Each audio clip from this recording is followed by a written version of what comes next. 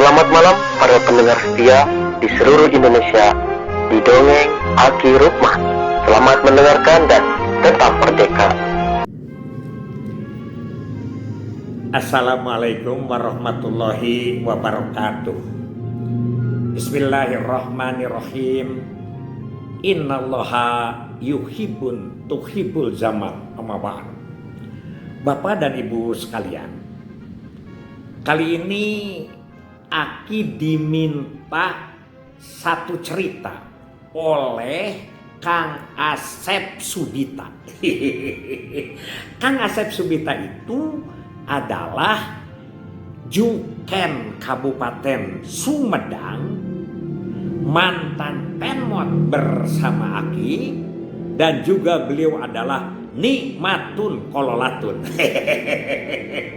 Itu yang biasa ya, Nikmatun Kololatun itu karena beliau istrinya meninggal dan mendapat istri baru. Selamat Kang Asep.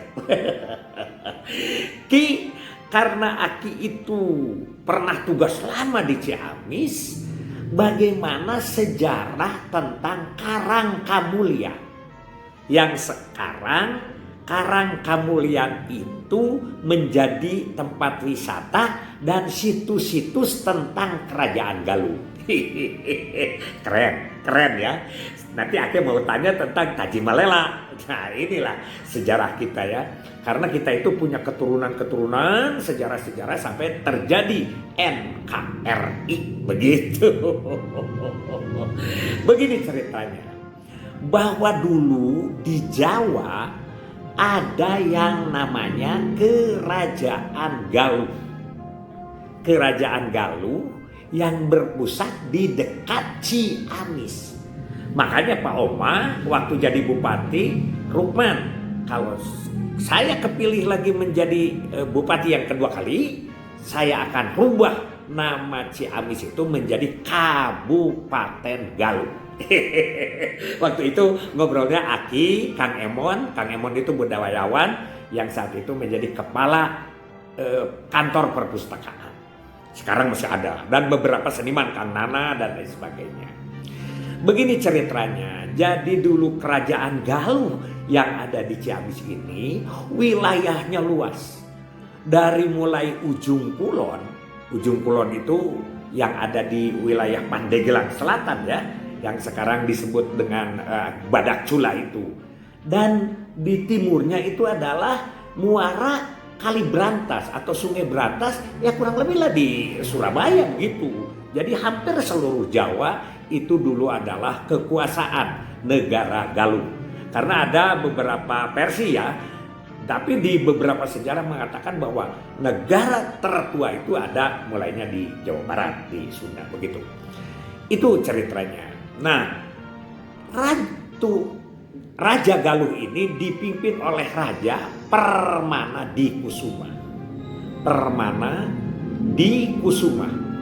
Punya dua istri, yaitu Dewi Pangrenyep dan Dewi Naganingru. Jadi istrinya dua, Dewi Pangrenyep dan Dewi Naganingru. Biasa kalau raja sudah begitu lama memerintah, biasanya dia ingin pergilah.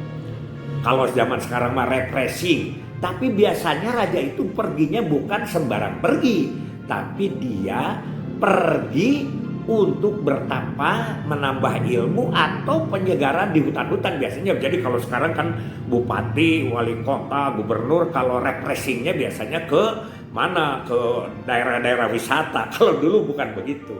Nah, pada saat dia mau berangkat, siapa ini yang kira-kira dipercaya memegang kerajaan? Dia memanggil Patih Arya Kebonan.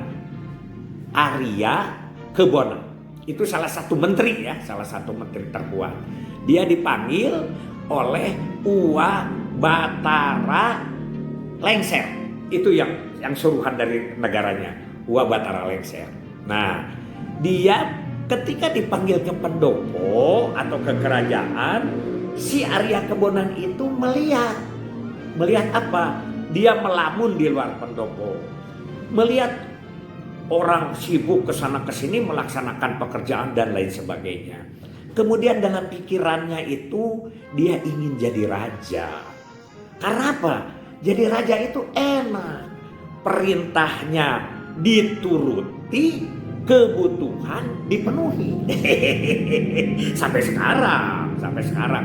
Kenapa orang berbondong-bondong ingin jadi pimpinan? Karena perintahnya dituruti, ya, kebutuhan dipenuhi. Jadi kepala dinas saja dulu kan pagi-pagi, Pak mau sarapan apa? Keren ya begitu. Aki alhamdulillah pernah merasakan itu. Nah kemudian begitu dia melamun dipanggil sama raja, sama Permana Dikusuma itu ke dalam. Permana Dikusuma itu punya ilmu supranatural, tahu kepada hati-hatinya orang begitu. Ya, ditanya si Arya Kebonan, Arya Kebonan, kamu benar ingin jadi raja? Loh, enggak Kangjeng. Enggak ya pangeran, begitu seperti itu. Loh, jangan berbohong. Aku tahu bahwa kamu itu ingin jadi raja. Nah, kalau ingin jadi raja akan saya kabulkan. Karena saya mau pergi beberapa lama di luar daerah, ya. Karena itu saya titipkan ini negara, kamu menjadi raja. Waduh, saya mah tidak bisa juragan menjadi raja dan sebagainya. Begitu kata si Arya Kebonan itu. Sudah, nanti akan saya atur, termasuk kamu akan dirubah wujud kamu itu, ya. Jadi dia itu akan dirubah wujud kamu itu. Nah, jadi kamu jadi raja di sini selama saya tidak ada. Caretaker atau PLT ya. PLT itu petugas lillahi ta'ala begitu. Tapi satu, boleh segala sesuatu urusan kerajaan kamu kerjakan, hanya tidak boleh kamu menjadi suami istri-istriku.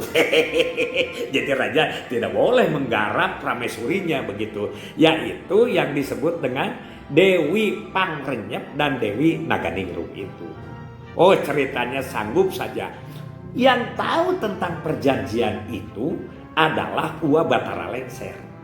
Jadi semua orang nanti itu mengikuti aturan kerajaannya hanya apa yang dijanjikan oleh raja dengan si Arya Kebonan ini hanya Ua Batara Lengser. Dan tentu saja diberitahu kepada dua istri Pangrenyep dan Naganingrum itu bahwa kamu ditinggalkan, harus seolah-olah kamu itu di depan umum mengaku istri raja. Karena disalin nanti pada tahap berikutnya itu disalin wujudnya ini menjadi seorang raja, si Arya Kebonan ini.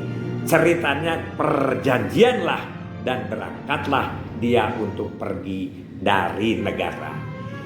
Ini cerita maksudnya adalah untuk beberapa contoh. Untuk beberapa contoh bagaimana seseorang yang sekarang sedang ditinggalkan tugasnya dan sekarang itu di kerajaan, ya katakanlah bupati, gubernur, sekarang itu ada yang semacam itu, PLT itu ada kewenangan yang dibatasi.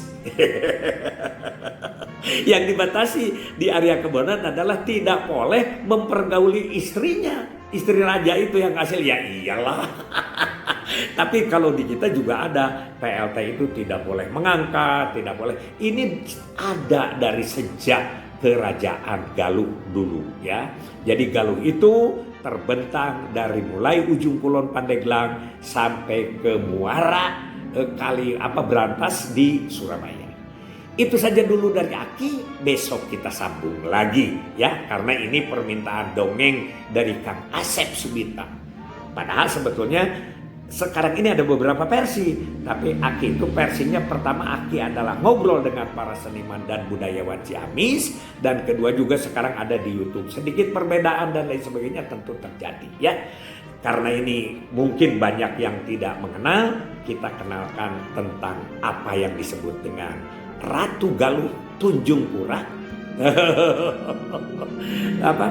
Perangan Merbayaksa anu diputuhku umur. Jadi Ratu Galuh Tunjung Umur ngayakeun Merbayaksa. Jadi nu dibutuhku umur kepentingan balarea. Itu bijaksananya Permata Dikusuma. Bagaimana tentang Arya Kebonan dalam memimpin kerajaan ini dan bagaimana kejadian di keratonnya, insya Allah kita bersambung. Billahi fisabilil haq. Wassalamualaikum warahmatullahi wabarakatuh.